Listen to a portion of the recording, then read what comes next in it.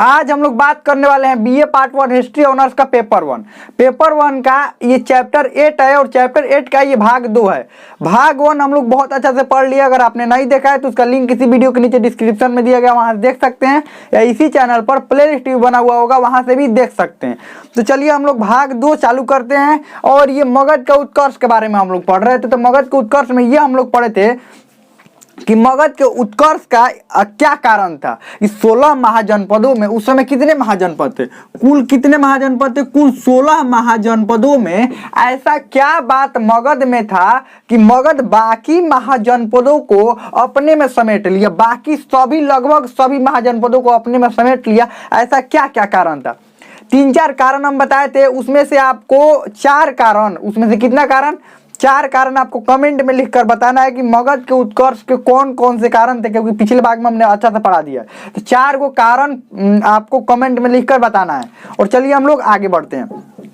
अब हम लोग क्या पढ़ रहे थे, हर्यक वंश के बारे में हम लोगों को पढ़ना था। अंतिम वाला में क्या बताया था कि हर्यक वंश के बारे में हम लोगों को पढ़ना था। तो चलिए हम लोग चालू करते हैं हर्यक वंश।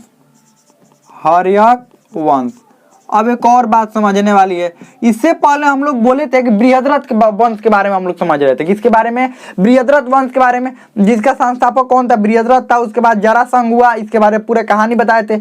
अब बृहद्रथ के बाद बृहद्रथ वंश का अंत कैसे हुआ, इसका प्रमाण ज्यादा नहीं मिल पाता, क्योंकि इतिहास में जब तक कोई बेहतरीन प्रमाण नहीं मिलता है उसको इतिहास में जगह नहीं दिया जाता है।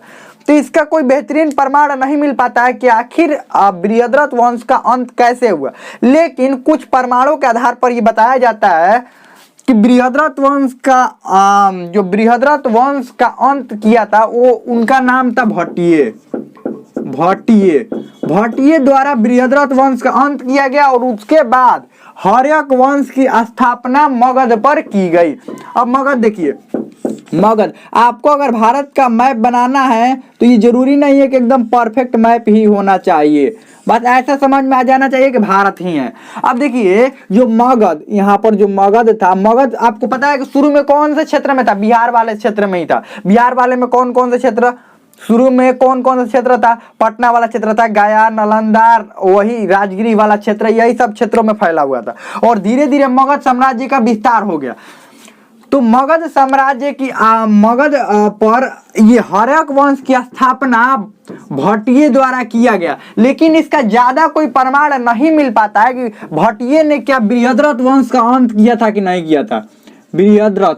बृहद्रथ वंश का अंत इसने बृहद्रथ वंश का अंत किया था कि नहीं किया था, इसका ज्यादा प्रमाण नहीं मिल पाता है। कुछ ही प्रमाण मिलता है, कुछ कथाओं में ये प्रमाण मिलता है। तो कथा के आधार पर तो कुछ नहीं ना हम निर्णय ले सकते कि ये हुआ होगा कि नहीं हुआ होगा। जब तक कोई साहित्यिक स्रोत या कोई पुरातात्विक स्रोत, दोनों में से कोई एक भी तो मिलना चाहिए। अगर दोनों में से कोई एक भी मिल जाए तो हम लोग मान लेते हैं कि ठीक है, सही है। लेकिन इसका कोई ज्यादा प्रमाण नहीं मिल पाया, इसीलिए भट्टियों को सिर्फ ये माना जाता है कि इसने हर्यक वंश की स्थापना की। लेकिन हर्यक वंश का जो वास्तविक संस्थापक, या आपसे संस्थापक भी पूछा जाए, संस्थापक इनको नहीं माना जाता, क्योंकि इसका ज्यादा प्रमाण नहीं मिल पाया। हम इसलिए आपको बता दिए कि आपको भी जानकारी रहे।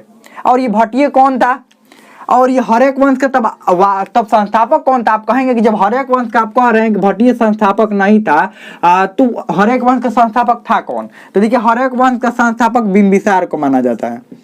बिंबिसार और बिंबिसार से भट्टिये का क्या संबंध था। ये जो था इसका पिता था, किसका, बिंबिसार का पिता कौन था, भट्टिये।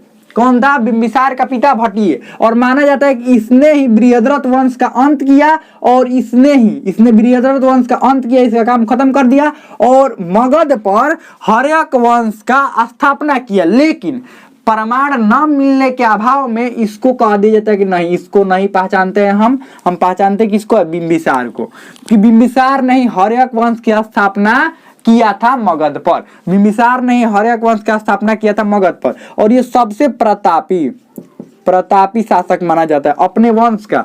हर्यक वंश के आगे आने वाले राजाओं में भी ये सबसे प्रतापी शासक था कौन, बिंबिसार। अब और एक दो बात समझ लेते हैं बिंबिसार के बारे में।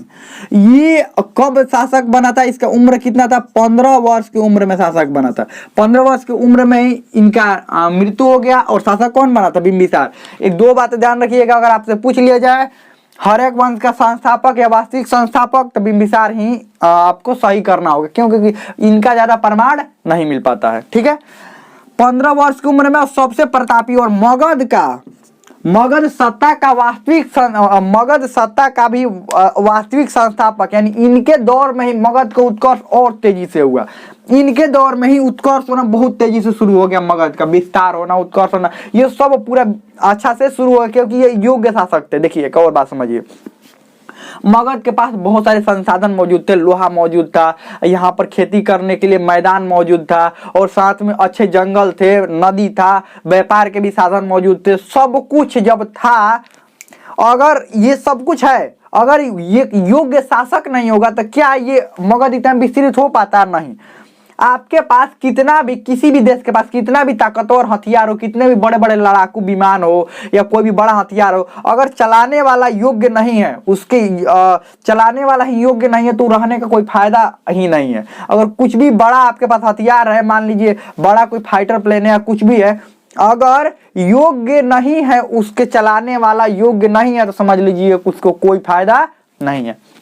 लेकिन ये तो योग्य था, तो इसने क्या किया? और ये देखिए योग्यता के मामले में ये बहुत एक योग्य शासक था। अब योग्य शासक की परिभाषा हम बताते हैं यहीं पर। योग्य शासक की परिभाषा क्या होती है? जो एक कुशल योद्धा हो, यानी कि योद्धा हो, कुशल योद्धा हो, साम्राज्य निर्माता हो, यानी साम्राज्य का निर्माण कैसे करना है, वर्तमान परिस्थितियों की समझ होनी चाहिए, वर्तमान परिस्थिति की समझ और पड़ोसियों का ताकत उसको मालूम होना चाहिए कि हमारे पड़ोसी के कौन कौन से ताकत है, किससे उलझना है और किससे मित्रता करना है। हम लोग को यही नहीं पता होता है। अगर कोई योग्य राजा है, देखिएगा उसके विनाश का यही कारण होता है, लड़ उससे जाता है जिससे उसको नहीं लड़ना होता है। हमको ये भी डिसाइड करना होता है कि किससे मित्रता करना है और किससे युद्ध करना है, तो इसको ये सब मालूम था, इसीलिए इतना अच्छा राजा ये हो पाया। अब अपने साम्राज्य विस्तार के लिए इसने क्या क्या किया? अपने सेना तो संगठित किया, सेना संगठित ठीक ठाक थी, लेकिन और साम्राज्य विस्तार के लिए क्या क्या किया? साम्राज्य विस्तार के लिए 2-3 वो काम किया। देखिए साम्राज्य विस्तार, ध्यान से समझिएगा, साम्राज्य विस्तार के लिए इसने क्या किया? साम्राज्य विस्तार के लिए इसने कौन कौन सा नीति अपनाया? सबसे पहला नीति क्या था? वैवाहिक संबंध।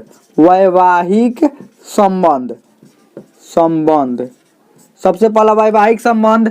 दूसरा नंबर में क्या था? मित्रता। दूसरा क्या था? ये पहला हो गया, ये दूसरा हो गया, मित्रता। इसने कहा कि मित्रता।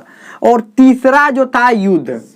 अब थोड़ा इसको डिटेल में भी हम समझ लेंगे क्या क्या था। तीसरा युद्ध। आप देखिए यहाँ पर क्या किया। सबसे पहले क्या करता था ये? सबसे पहले बिंबिसार द्वारा। और एक बात यहाँ पर 2-3 और कंफ्यूजन आता, थोड़ा और ये समझ लीजिए। बिंबिसार और बिंदुसार ये दोनों में अंतर होता है। ये बिंबिसार है, एक बिंदुसार, ये दोनों में अंतर है। बिंबिसार जो है ये हर्यक वंश का संस्थापक, एक प्रतापी राजा था, बहुत ही प्रतापी राजा, ताकतवर राजा, कुशल योद्धा, शारीरिक तौर पर भी कुशल था और मानसिक तौर पर भी कुशल था। वर्तमान परिस्थितियों की समझ थी, पड़ोसी की ताकत का अंदाजा था, और सब कुछ मतलब इसके पास ठीक ठाक था। ये बिंबिसार था। क्या था? बिंबिसार, जो कि हर्यक। और एक बिंदुसार था जो कि मौर्य वंश में आगे हम लोग पढ़ेंगे, मौर्य वंश का शासक हुआ, जो कि चंद्रगुप्त मौर्य का क्या था? पुत्र था। ये बिंदुसार कौन था? चंद्रगुप्त मौर्य का पुत्र था। और देखिए बिंदुसार जो कि चंद्रगुप्त मौर्य की अपेक्षा काफी कमजोर था। चंद्रगुप्त मौर्य जितने ताकतवर थे उतने ताकतवर ये नहीं था बिंदुसार। तो आप खुद देख लीजिए, जिसमें डबल बी है बिंबिसार, यानी डबल बी है, मतलब ये हर्यक वंश का संस्थापक है और एक कुशल प्रतापी शासक है, मतलब बहुत ही ताकतवर शासक है। और इसमें एक ही बी है, यानी बिंदुसार, एक ही बिंदु है, तो क्या ये ज्यादा ताकतवर होगा? नहीं। ये बस याद करने के लिए आपको ट्रिक बता रहा है, ऐसा नहीं कि ऐसा एकदम कमजोर था। कमजोर नहीं था, ताकतवर था, लेकिन चंद्रगुप्त मौर्य जितना ताकतवर नहीं था। इससे पहले चंद्रगुप्त मौर्य, मौर्य वंश के संस्थापक चंद्रगुप्त मौर्य, उसके बाद बिंदुसार, उसके बाद सम्राट अशोक। तो ये चंद्रगुप्त मौर्य जितना ताकतवर नहीं था। तो आप जैसे भी याद रख सकते, इसमें डबल बी यानी ज्यादा ताकतवर होगा, इसमें एक बी है, ये थोड़ा कम ताकतवर होगा। तो हाँ, साम्राज्य विस्तार के लिए। और इसकी राजधानी, थोड़ा राजधानी भी समझ लेते हैं। उस समय राजधानी इसकी कहाँ थी?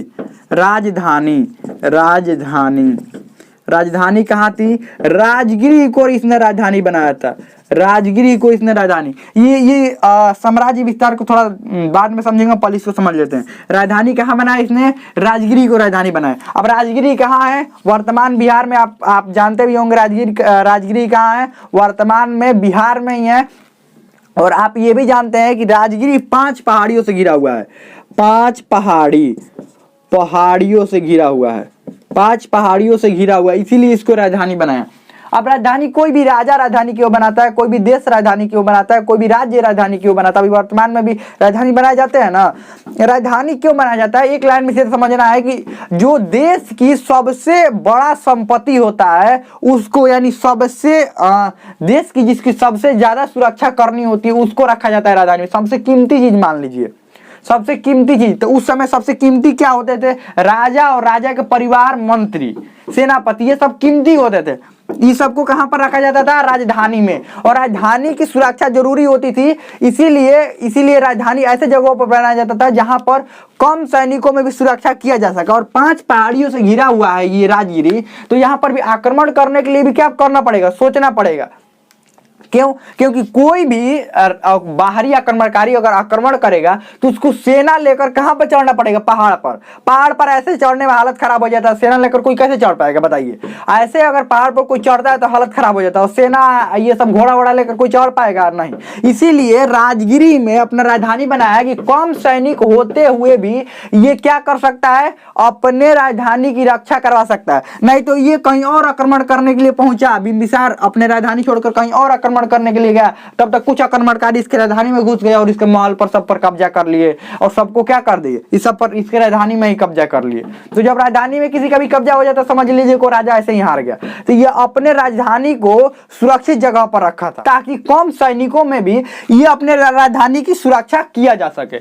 अब एक और बात समझिए, ऐसे ही देश की राजधानी बनाई जाती है कि देश के जो सबसे ताकतवर लोग होते हैं, यानी कि जिनकी सुरक्षा जरूरी होती है, उनको राजधानी में ही रखा जाता है और कम सैनिकों में ही, कम खर्च में ही उनकी सुरक्षा किया जा सके। इसीलिए राजधानी बनाया जाता है ताकि राजा रह सके, मंत्री रह सके, या जो बड़े अधिकारी है वो क्या कर सके? रह सके राजधानी में और सुरक्षित रह सके। कम सैनिकों में भी राजधानी की सुरक्षा की जा सके ताकि सभी लोग एक साथ रहेंगे तो कम सैनिक ना। अब कुछ मान लीजिए मंत्री यहाँ रह रहे हैं, कुछ सेनापति यहाँ रह रहे हैं, राजा यहाँ रह रहे हैं, राजा का परिवार यहाँ रह रहा है, तो चारों जगह सैनिक देना पड़ेगा कि नहीं देना पड़ेगा? ये सभी लोग अगर एक ही जगह रहेंगे तो कम सैनिकों में भी राजधानी की सुरक्षा की जा सकती है।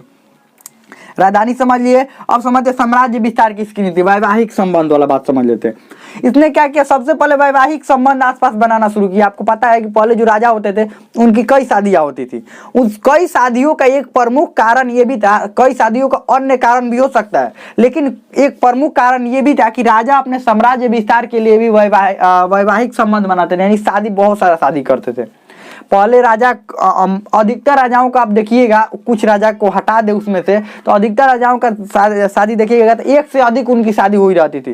क्यों शादी होती थी? क्योंकि इसलिए ताकि उनको साम्राज्य विस्तार करना होता था। मान लीजिए जहां से भी, मान लीजिए इनका ये क्षेत्र है अपना, ये राजा है, ठीक है, ये राजा है और यहाँ के कोई राजकुमारी है, इससे शादी हो गया इसका। तो जब शादी हो गया तो वैवाहिक संबंध बन गया। अब इसका क्षेत्र कितना हो गया? इतना। आप कहेंगे इसका क्षेत्र इतना कैसे हो जाएगा? अब देखिए, पहले भय खत्म हो गया कि ये राज्य इस पर आक्रमण करेगा, ये तो भय खत्म हो गया ना, क्योंकि अपने रिश्तेदार पर कोई आक्रमण करेगा नहीं।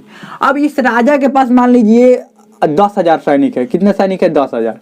और इस राज्य के पास है 8,000 सैनिक, 8,000 सैनिक। तो ये 8,000 सैनिक, ये जो 8,000 सैनिक है, मान लीजिए ये राज्य अपना कुछ सैनिक रख लिया, 2,000 सैनिक अपने पास रख लिए, और 6,000 बाकी जो सैनिक है, अगर ये राज्य मांगेगा कि हम पर मुसीबत आ गया, अपना सैनिक दीजिए, तो क्या ये सैनिक नहीं देगा? ये नहीं कहेगा ठीक है ले जाइए सैनिक, क्योंकि अपना रिश्तेदार पर मुसीबत आया है ना, रिश्तेदार अब दोनों हो गए ना। तो ये कितना हो गया? 10,000 इसके सैनिक, 6,000 इसके, कितना हो गया? 16,000। और 2-3 गो ऐसे ही राज्य के राजकुमारियों से शादी कर लेते, इसके सैनिक ऐसे ही बढ़ गए। और सैनिक बढ़ गए, लेकिन क्या है, सैनिकों को खर्च इसको देना पड़ेगा? नहीं। ये रहेंगे कहाँ पर? खाएंगे, सब रहेंगे, अपना वेतन सब कहाँ पर लेंगे? इस राज्य में। और जब जरूरत पड़ेगा तो इस राजा के पास चले आएंगे। जब जरूरत पड़ेगा तो किस राजा के पास चले आएंगे? इस राजा के पास चले आएंगे। इसीलिए राजा शादी बहुत करते थे। अब देखिए इनकी भी शादी थोड़ा सा देख लेते हैं। जो पहली शादी थी, यानी पहली पत्नी, पहली जो पत्नी थी, यानी कि पहली पत्नी थोड़ा देख लेते हैं। पहली पत्नी कहाँ की थी? पहली पत्नी पहली पत्नी का नाम था महाकोसला देवी। महाकोसला, कहीं पर कोसला देवी भी मिलेगा, ध्यान रखिएगा। महाकोसला देवी, ये कोसला देवी भी कहीं पर मिलेगा। ये कौन थी ये भी समझ लीजिए। इनको, ये कौशल नरेश की पुत्री, कौशल नरेश की पुत्री और प्रसेनजीत की बहन थी। प्रसेनजीत की बहन काशी के जो कौशल के राजा थे ना, कौशल के राजा की पुत्री और कौशल के राजा के पुत्री थी और ये प्रसेनजीत की बहन थी। यानी कौशल के राजा के ये पुत्र थे और इनकी ये पुत्री थी। तो इन्होंने अपना ये पुत्री की शादी किससे कर दिया? ये बिंबिसार से शादी किससे कर दिया? बिंबिसार की पहली पत्नी ये थी। और बदले में इन्होंने क्या दिया? इन्होंने अपना काशी वाला जो क्षेत्र है ये किसको दे दिया? बिंबिसार को। तो बिंबिसार का ऐसे ही क्षेत्र वृद्धि हो गया, पहला शादी। और अब दूसरी पत्नी देखते हैं। दूसरी पत्नी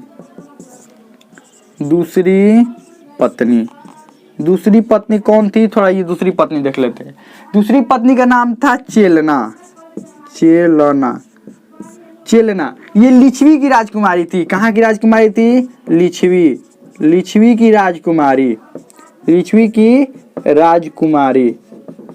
की राजकुमारी। यानी पड़ोसी क्षेत्र ही इसका क्या बन गया? पड़ोसी वाला ही क्षेत्र लिच्छवी पड़ोसी ही क्या बन गया? ये रिश्तेदारी में बदल गया। पड़ोसी ही जब रिश्तेदार हो जाते हैं तो फिर दुश्मन थोड़े। अब देखिए, पड़ोसी से ही ज्यादा गहराई वाली दुश्मनी होती है। जो पड़ोसी होते हैं उनसे ही बहुत ज्यादा गहराई वाली दुश्मनी, और उनसे ही दोस्ती हो जाए, उनसे ही रिश्तेदारी हो जाए, फिर क्या बात है। तो ये पड़ोसी क्षेत्र ही लिच्छवी इनका क्या बन गया? रिश्तेदार बन गया, क्योंकि लिच्छवी की राजकुमारी जब शादी हो गया। तीसरी पत्नी मध्य देश यानी पंजाब की, जिनका नाम था क्षेमा, जो कि मध्य देश की, यानी मध्य देश यानी कि पंजाब की राजकुमारी दिखाई दे रहा है। पंजाब की राजकुमारी यहाँ पर लिख देते हैं। पंजाब की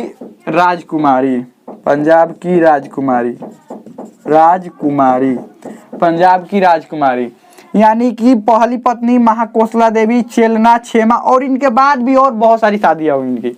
समझ लीजिए, बहुत सारी शादियां हुई। और देखिए, लगातार शादी इसलिए ये कर रहे थे ना, ताकि इनका क्षेत्र विस्तार हो रहा था। क्षेत्र विस्तार इस तरह से हो रहा था कि सैनिक मदद में लिए जा रहा था। अब इनसे कहिएगा कि सैनिक मदद दीजिए तो क्या सैनिक मदद नहीं देंगे? ये सैनिक मदद नहीं देंगे, ये सैनिक मदद नहीं देंगे, सब देंगे, क्योंकि रिश्तेदार हो गए ना, वो भी गहराई वाले रिश्तेदार हो गए। तो ये सबसे रिश्तेदारी, तो पहला बात रिश्तेदारी निभाए। दूसरा, मित्रता की बात करें, थोड़ा मित्रता की इनकी बात कर लेते हैं। तो इन्होंने मित्रता कैसे की ये भी देखिए। अब मित्रता करने के लिए अब दो तरह से मित्रता किया जाता है। एक तो सामने वाले के पास जाया जाता है, कहते हैं कि मित्र बनेंगे, तो ठीक है मित्र बन जाते हैं, लेकिन वो उतनी गहराई वाली मित्रता नहीं होती है। जो ऐसे मित्र बनते हैं, क्या गहराई वाले आप किसी के पास गए और बोले कि आप हमारे मित्र बनेंगे, तो हाँ, दोनों तरफ से हाँ हुआ तो ठीक है मित्र बन जाते। लेकिन क्या उतनी गहराई वाले, धीरे धीरे और साथ रहते तो धीरे धीरे गहराई वाली मित्रता हो जाती। लेकिन एक मित्रता ऐसी होती है कि सामने वाला मुसीबत में, और उसको जब बचाते हैं आप, उसको मुसीबत से निकालते हैं, और उसके बाद जो मित्रता होती है, वो आपसे जो मित्रता करेगा वो एकदम गहराई वाली मित्रता होती है। हम ये नहीं कह रहे हैं कि किसी से मुसीबत में बचाने से ही गहराई वाली मित्रता होती है, नहीं, ऐसे भी गहराई वाली मित्रता हो सकती है, लेकिन वहां पर तो जल्दी गहराई वाली मित्रता होगी। क्यों? क्योंकि आपने उसको क्या किया है? मुसीबत से बचाया है। ठीक वैसे ही इन्होंने क्या किया, यहाँ पर क्षेत्र था अवंती, जो कि वर्तमान मध्य प्रदेश वाला क्षेत्र है। यहाँ के जो शासक थे, अवंती के शासक जिनका नाम था चंद्रप्रद्योत नाम था। अब इनको एक भयंकर बीमारी हो गई थी, ऐसी भयंकर बीमारी हुई थी। चंद्रप्रद्योत, अवंती के सारे जो वैद्य थे और आसपास वाले वैद्यों ने अब कह दिया था कि आपका बचना एकदम मुश्किल है, आप नहीं बच सकते, इतने भयंकर बीमारी हो गई है। अवंती के शासक थे, आपको इतने भयंकर बीमारी हो गई कि आप बचिए नहीं सकते हैं, आपको कोई भी वैद्य नहीं बचा सकता है। तब ये बात पता चली किसको? बिंबिसार को ये बात पता चली। तो इन्होंने देखा कि अच्छा मौका है, किसको बचा लिया जाए? चंद्रप्रद्योत को। इनके पास एक बहुत ही फेमस और अच्छा वैद्य, जिनका नाम था जीवक। क्या नाम था? जीवक को इन्होंने क्या कहा? जीवक इनका वैद्य था, बिंबिसार का वैद्य था जीवक। इन्होंने भेजा, कहा कि जीवक को, कहाँ भेजा जीवक को? चंद्र प्रद्योत के पास। इन्होंने जीवक से क्या कहा इन्होंने कि देखो उनको कैसे भी करके तुमको बचा लेना है, जो कि अच्छा, ये बहुत अच्छा वैद्य था। किसका वैद्य था? बिंबिसार का वैद्य था। इन्होंने भेजा जीवक को चंद्र प्रद्योत के पास कि जाओ उनको कैसे भी करके तुमको बचा लेना है बस। तो जीवक ने कई महीनों तक उनका इलाज किया और फाइनली क्या कर लिया? चंद्र प्रद्योत को बचा लिया। चंद्र प्रद्योत को बचा लिया, उनको एक नया जीवन मिल गया। जब नया जीवन मिल गया तो दोनों में क्या हो गई? मित्रता, और एकदम गहराई वाली मित्रता हो गई। तो बताइए इतनी गहराई वाली, जब इनको ये इनको प्राण बचाए हैं ना, जब बचाए हैं तो कभी भी ये सहायता मांगेंगे चंद्र प्रद्योत से, तो क्या चंद्र प्रद्योत सहायता नहीं करेंगे? बिल्कुल करेंगे। इन्होंने कहा कि जितनी भी तुमको सहायता की जरूरत हो, जो कुछ भी तुम्हें चाहिए वो सब हम देंगे। जितनी भी हथियार चाहिए, घोड़े चाहिए, सैनिक चाहिए, जो कुछ भी तुमको चाहिए, सिर्फ एक बार कह देना, क्योंकि तुमने हमारा क्या बचाया है? प्राण बचाया। चंद्र प्रद्योत ने इनसे कहा। तो अब इनका विस्तार कितना हो गया? ये पूरा विस्तृत हो गया। क्योंकि ये देखिए, साम्राज्य विस्तार का मतलब यही होता है ना कि सामने वाला सैनिक मदद लिया जाए, सैनिक मदद और कुछ कर लिया जाए। तो कर इनसे क्या लिया जाए? ये तो दोस्त है अपने। कर क्या? देखिए इनके पास एक और संभावना थी कि उस समय जब ये क्या थे? बीमार थे, तो इसी समय ये अवंती पर आक्रमण कर सकते थे, लेकिन इन्होंने आक्रमण नहीं किया। इन्होंने कहा कि दोस्ती ही रहने दिया जाए। क्या रहने दिया? दोस्ती ही रहने दिया। दोस्ती बहुत ही गहराई में इनकी दोस्ती हो गया। तो देखिए दोस्ती से भी, मित्रता से भी, और भी कई क्षेत्रों में इन्होंने मित्रता किया, जो कि सबसे फेमस मित्रता ये थी। अब युद्ध, अब थोड़ा युद्ध भी देख लेते हैं। इन्होंने युद्ध भी किया। अब युद्ध, यहाँ नीचे वाला बड़ा परेशान कर रहा था, यहीं पर ये क्षेत्र था, ये अंग क्षेत्र था, अंग था। बिंबिसार को बार बार परेशान कर रहा था। अंग, क्या नाम था? अंग महाजनपद का नाम आप जानते होंगे, अंग महाजनपद। बड़ा परेशान कर रहा था। किसको परेशान कर रहा था? बिंबिसार को। बिंबिसार से पहले इनके पिता का नाम क्या हम बताए थे शुरू में ही? भट्टिय नाम था, भट्टिय नाम था। तो बिंबिसार के पिता भट्टिय को भी अंग महाजनपद द्वारा हराया गया था। तो इनको याद था कि हमारे पिता को भी इसने हराया है। कौन? अंग महाजनपद। और हमको भी बार बार परेशान कर रहा है। तो ये सब वैवाहिक संबंध ये सब होने लगा। जब होने लगा तो इनके पास थोड़ा ताकत और ज्यादा आ गई, और एक ही बार क्या किए इन्होंने? सब कुछ मिलकर, और मिलने के बाद क्या किया? इन्होंने आक्रमण कर दिया। कहां पर आक्रमण कर दिया? अंग महाजनपद पर। और आक्रमण करने के बाद इन्होंने क्या किया? अंग महाजनपद पर आक्रमण कर दिया, और उसके बाद अंग को भी अपने क्षेत्र में मिला लिया। जब अंग को अपने क्षेत्र में मिला लिया तो इनका क्षेत्र और विस्तृत हो गया, और विस्तृत होने के बाद इन्होंने कई और क्षेत्रों को अपना विस्तार किया। अब देख रहे हैं कितना दिमाग लगा रहे हैं ये विस्तार करने के लिए। तो इनका अब धीरे धीरे कार्यकाल समाप्त होता गया, और ये धीरे धीरे अब बूढ़े हो गए। अब इनके बाद इनका बेटा क्या बनेगा? शासक बनेगा। तो हम लोग अगले भाग में पढ़ेंगे। तो हमें लगता है समझ में आ गया होगा। अब इसमें कोई भी डाउट हो, कोई भी क्वेश्चन हो, आप कमेंट में पूछ सकते हैं। हमें लगता है समझ में आ गया होगा।